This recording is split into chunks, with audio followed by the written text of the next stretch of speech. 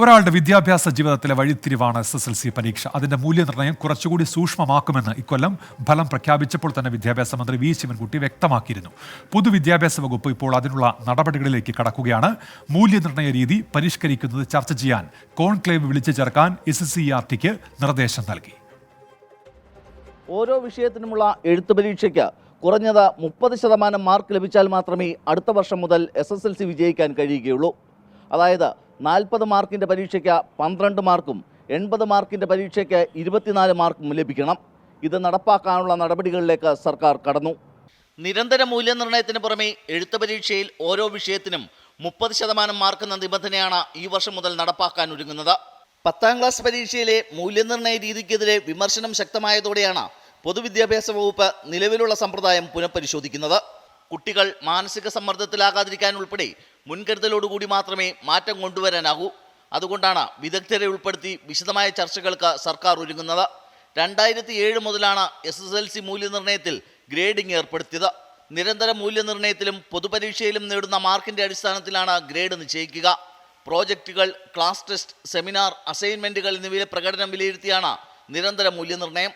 School ടീച്ചേഴ്സിന് പരമാവധി 20 mark നേരിട്ട് വിദ്യാർത്ഥിക്ക് നൽകാം. ജയിക്കാൻ വേണ്ട ബാക്കി മാർക്ക് മാത്രം വിദ്യാർത്ഥി എഴുത്ത് പരീക്ഷയിൽ നിന്ന് നേടിയാൽ മതി.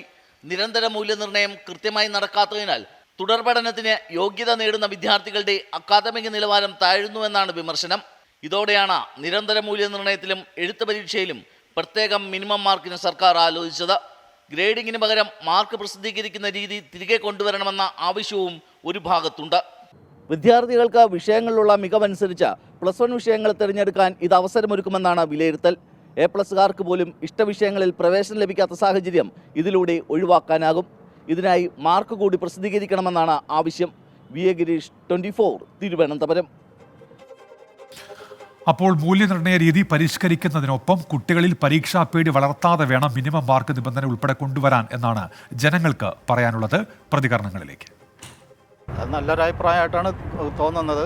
അത് കുട്ടികൾക്ക് സ്റ്റാൻഡേർഡ് വർദ്ധിക്കുക, അത് നല്ല ഇതായിരിക്കും. അത് നല്ലതെന്നാണ് എൻ്റെ അഭിപ്രായം. കാരണം ഇപ്പോൾ ഈ കുറഞ്ഞ മാർക്കിലും ഈ ഓരോ 210, പണ്ടൊക്കെ 220 ആയിരുന്നു. 210 അതും കുറഞ്ഞ മാർക്കുകളിൽ ഓരോ വിഷയത്തിനും കുറഞ്ഞ മാർക്കിലും ഒക്കെ ജയിക്കുന്നത് കൊണ്ട് അതിൻ്റേതായ നിലവാര തകർച്ചയുണ്ട്. അപ്പോൾ അതുകൊണ്ട് മിനിമം മാർക്ക് വാങ്ങിച്ചാൽ ആ വിഷയത്തിന് കുറച്ചുകൂടെ പ്രാവീണ്യം നേടും എന്നുള്ളതാണ് എൻ്റെ അഭിപ്രായം. അത് നല്ലത് തന്നെയാണ് തീർച്ചയായും. അതുമല്ല ഇപ്പം 10ാം ക്ലാസ്സിന് ഒരു പ്രസക്തി ഇല്ലല്ലോ. ഇനി അടുത്ത 12ാം ക്ലാസ്സിനാണല്ലോ പ്രസക്തി. 10ാം ക്ലാസ് ഇതോടെ തീരെയല്ലേ. ഇപ്പം എന്തെന്ന് വെച്ചാൽ ഇപ്പം പഠിച്ചുകൊണ്ടിരിക്കുന്ന അടുത്ത ഗ്രേഡ് മാറുമ്പോഴത്തേക്ക് അവർക്ക് ഭയങ്കര പ്രയാസമായിരിക്കും കുട്ടികൾക്ക്. അത് നല്ല അഭിപ്രായം തന്നെ.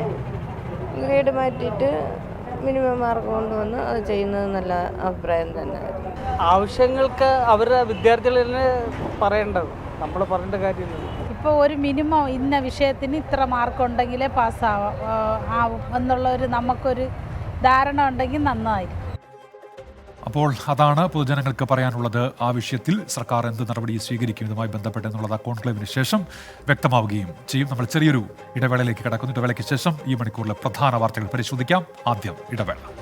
ലോകത്തെവിടെയായാലും ഏത് സമയത്തും 24 വാർത്തകളും ഓഗ്മെന്റഡ് റിയാലിറ്റി പാക്കേജുകളും എക്സ്പ്ലെയിനറുകളും വിശദമായി കാണാൻ ഞങ്ങളുടെ യൂട്യൂബ് ചാനൽ നിങ്ങൾക്ക് സബ്സ്ക്രൈബ് ചെയ്യാം.